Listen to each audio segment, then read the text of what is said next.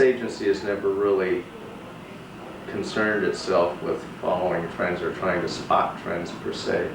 I don't think there's an analogy between marketing and the fashion world. I don't think we pay attention to whether the color purple is in or whether it's where the hemline is in this season. Our concern is trying to find something that is not a trend, something that is fresh and new that people have to deal with because they've never quite seen anything like that before. If you can find something that is new and not trendy, you're more apt to be spending your clients' dollars responsibly. Do you see a change in the way that consumers today are perceiving advertising? Well, I think consumers today are far more hip about marketing than any client really realizes. I think most clients assume that they're still hidden behind this curtain and that they're doing this little magic show that nobody is aware of, and that they're able to manipulate the target market without the target market being the least bit aware.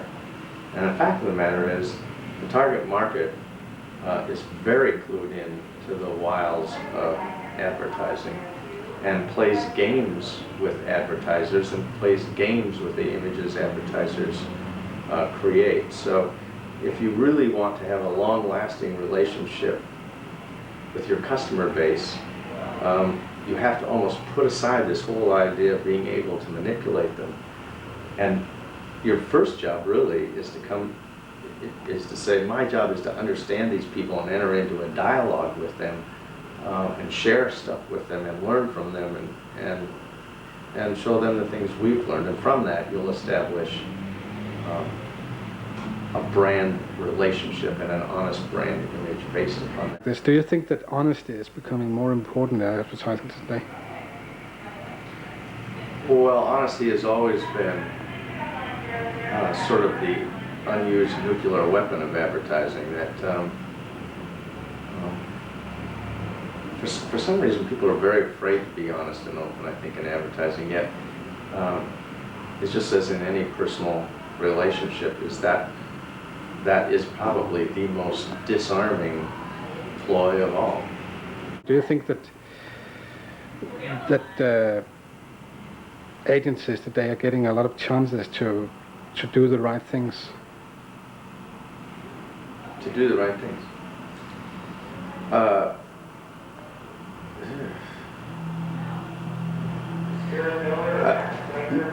The problem you've got right now is you've got an economic situation, and this isn't brain surgery, but you've got an economic situation that has everybody pulling back into their shells right now. You've got a consumer that's very afraid to spend. You've got clients that are afraid one miscue or misstep is going to lose them zillions of dollars, and you've got agencies that are financially strapped or else just not very courageous to begin with. So I think that's why, one of the main reasons why advertising is stalled today and why you're not seeing a lot of breathtaking work.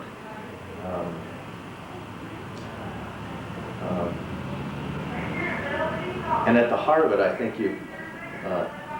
what you have to ask yourself is, what is the solution to it is on a day-to-day, project-to-project basis. The only way you're going to get through that is when work comes in and it's sitting on the desk and you look at it, the first question should be, is this stuff stunning? Not, will the client buy this? And if you keep your focus upon the work and follow that through the process, and if it's rejected, go back and still ask that of the work, and refuse to stop asking that of the work.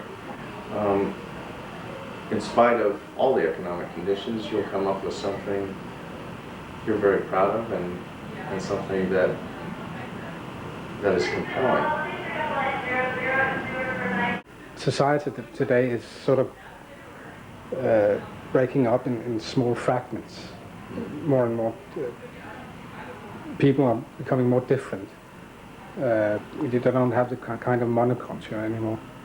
How do you think that will affect the creative work of agencies? How do you deal with the fact that people are living in different subcultures creatively?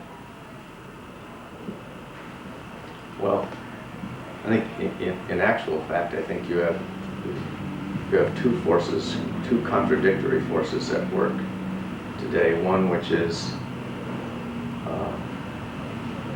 a homogenization of world cultures, quite frankly, and another which is a fragmentation of cultures and almost in response to the homogenization. So I'm not exactly sure how you solve the thing on a galactic basis. I think what you just have to do is figure out, much like musicians do, is that you can borrow. Sometimes it's the sense of borrowing from different cultures and putting things together in different ways that are unique.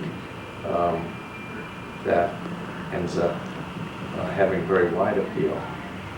But I also think you need to understand the different fragments. You need to have the ability to go in and speak to those in a way that is honest and relevant. And I didn't answer your question whatsoever.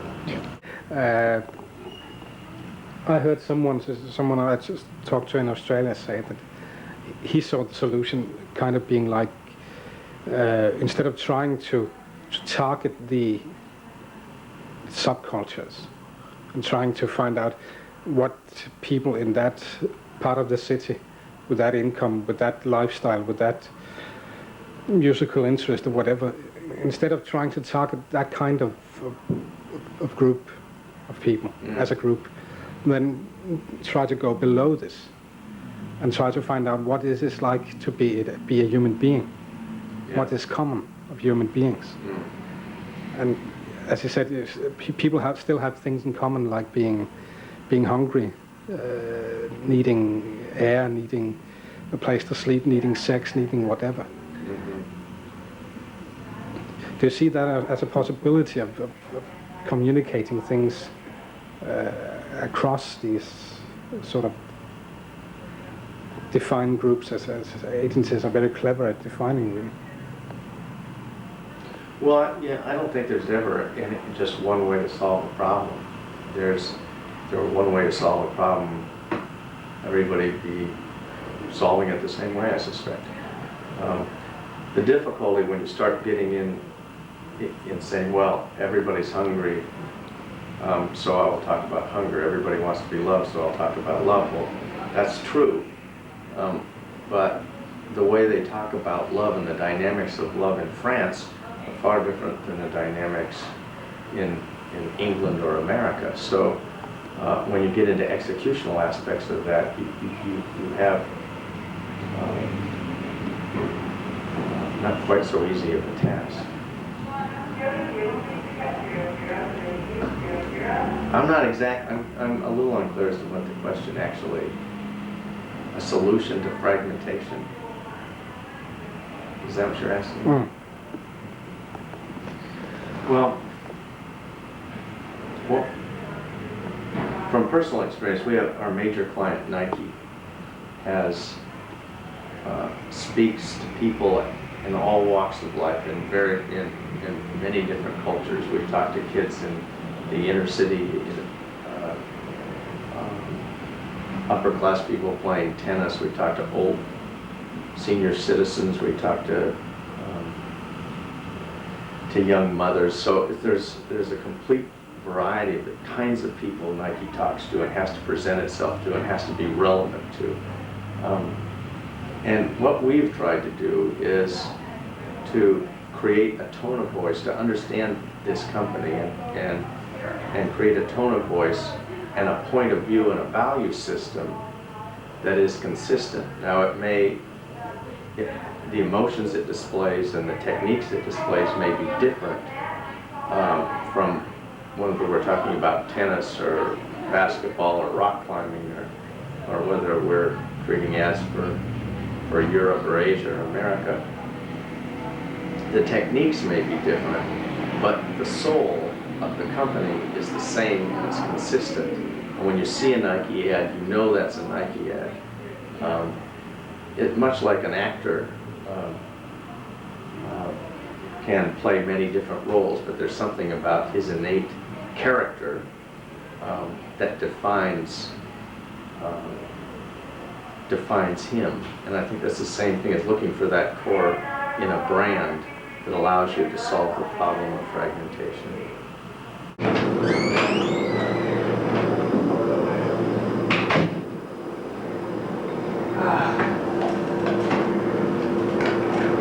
So, let's see.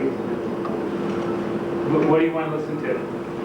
In the 80s, lifestyle was sort of considered the big thing in advertising.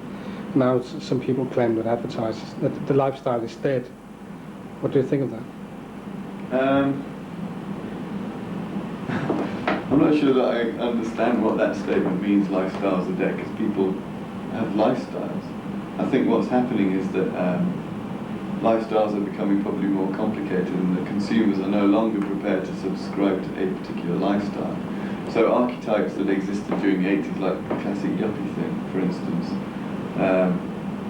I don't think anybody would describe themselves as a yuppie these days. Well, there might be certain aspects of their lifestyle that are still yuppie, but they're prepared to buy into other things.